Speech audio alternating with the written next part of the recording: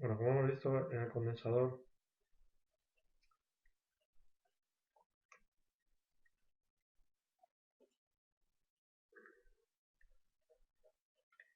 se opone al cambio de voltaje y en la bobina se opone al cambio de intensidad.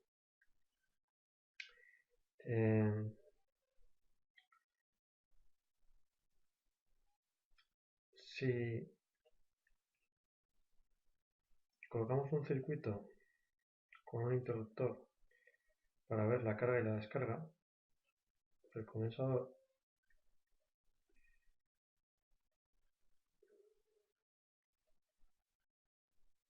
aquí tendríamos que poner una resistencia también, pero bueno, el condensador de esta manera se cargaría en un tiempo de 5 tau más o menos, de tal manera que, como vimos, nos haría una curva tal que así, con un máximo de la fuente de alimentación. Bien, si cambiamos el interruptor al otro extremo, a otra parte del circuito, el condensador se descargará en la resistencia siguiendo esta curva.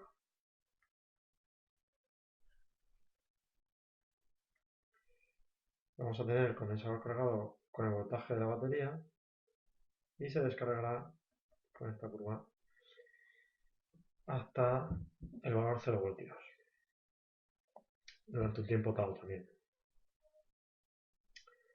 Para el caso de la intensidad sería todo lo contrario y ya lo veremos. Para el caso de la bobina, si hacemos más o menos lo mismo,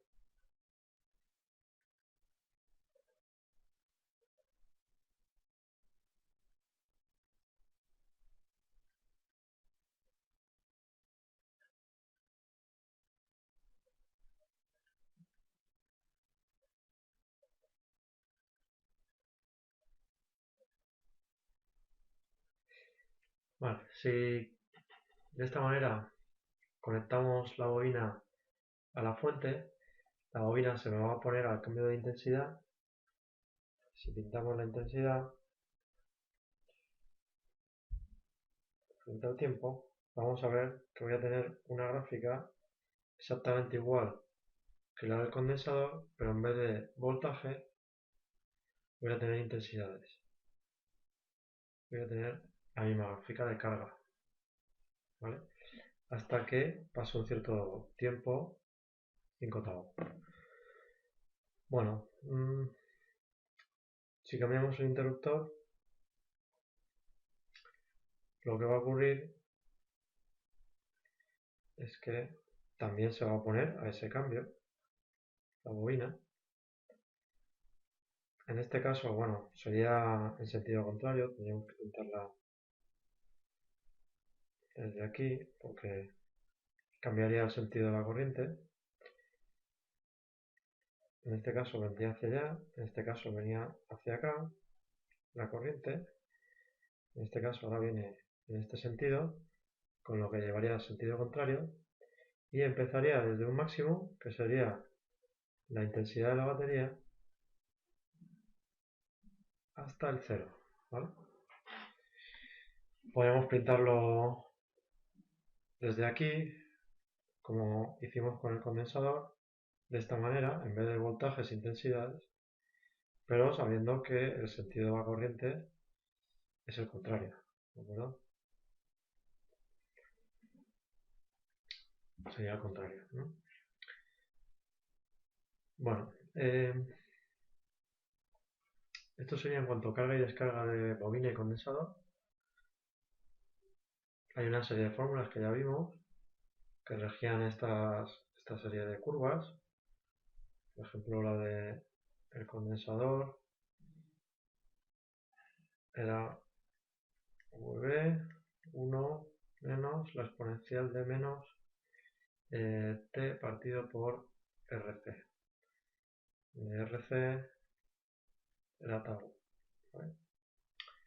Bueno, pues esto solamente a modo de de recordatorio, nada más. Si vemos cómo se comporta la bobina y el condensador en la alterna, vamos a ver su comportamiento en la alterna, introduciendo ya una fuente de alimentación alterna, por ejemplo, unos 10 voltios y una frecuencia determinada, ¿vale? Kilohercio, por ejemplo.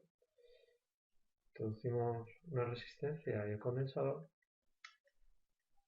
Vamos a ver qué es lo que le ocurre. Bueno, en primer lugar, el condensador va a permitir el paso de corriente. ¿Por qué? Porque como es una corriente alterna,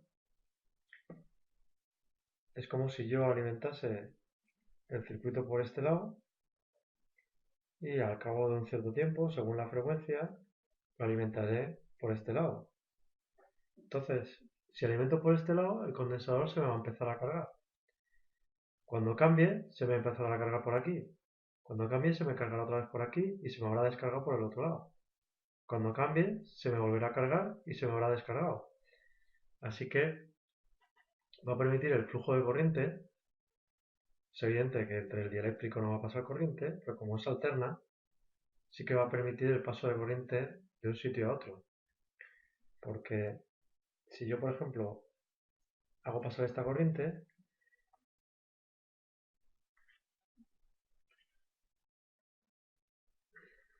lo que me va a ocurrir es que los electrones, pongamos el caso que este sería el negativo, los electrones se van a acumular aquí, el dieléctrico, como dijimos, tiene la molécula del dieléctrico. Si yo tengo la parte negativa de la molécula aquí, se va a polarizar, va a rotar esta molécula y va a pasar a este estado de polarización, ya que se ve atraído la parte positiva por las cargas negativas, y la carga negativa se ve repelida.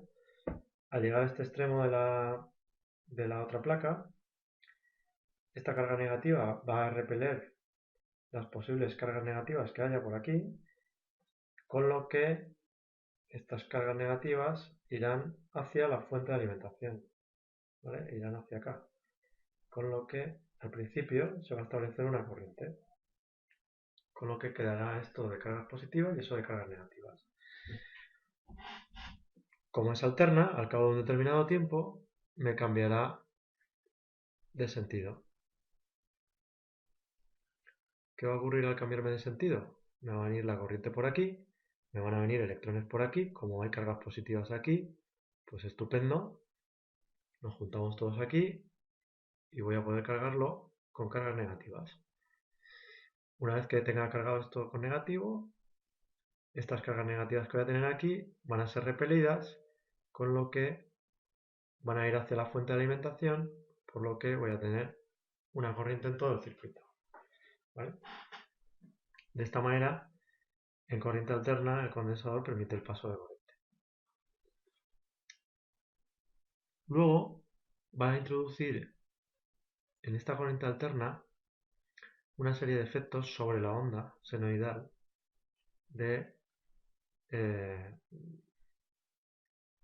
en el condensador. Si introducimos una señal senoidal desde la fuente de alimentación de alterna, lo que va a introducir es una serie de modificaciones en esta curva.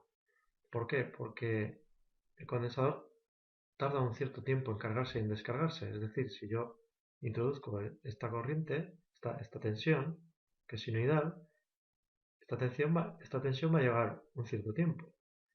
Sin embargo, el condensador va a llevar otro tiempo distinto para cargarse. Es decir, cuando yo tenga en la fuente un máximo, en el condensador no voy a tener por qué tener el máximo, ¿vale? Va a tardar un cierto tiempo en cargarse. Vamos a verlo en el multisim.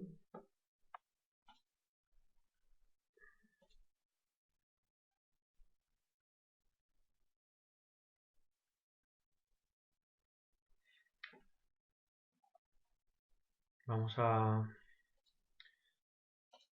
colocar una fuente alterna. Voy a colocar mejor un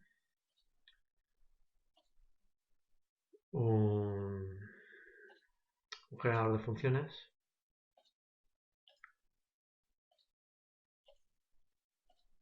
Vamos a introducir un ground, una resistencia y un condensador. Vale. Vamos a poner una resistencia más o menos así, está bien. Vamos a hacer un flip vertical.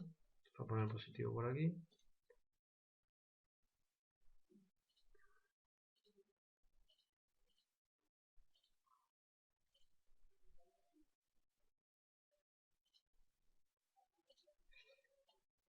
Cierro aquí. Y vamos a colocar un osciloscopio. Vamos a colocar el Tektronix, que es el que hay en el laboratorio, que es el más parecido. Vamos a colocar el ground. Vamos a colocar esta primera sonda aquí y la segunda en el condensador, entre el condensador, ¿vale? Pues tengo en el osciloscopio solamente hay que poner siempre un ground y las otras dos sondas están referidas a este ground. Por lo tanto, este primero va a estar referido a este ground, hasta aquí, y este segundo va a estar referido hasta aquí. Solamente el condensador vamos a ver, por tanto. Bueno, vamos a darle al play, vamos a configurar aquí, vamos a poner pues unos inercios, vamos a poner onda cuadrada, vamos a abrir el osciloscopio, vamos a encender, tenemos aquí un rollo, le damos el autoset y vemos aquí lo que nos aparece. Como veis, la onda de arriba, que es la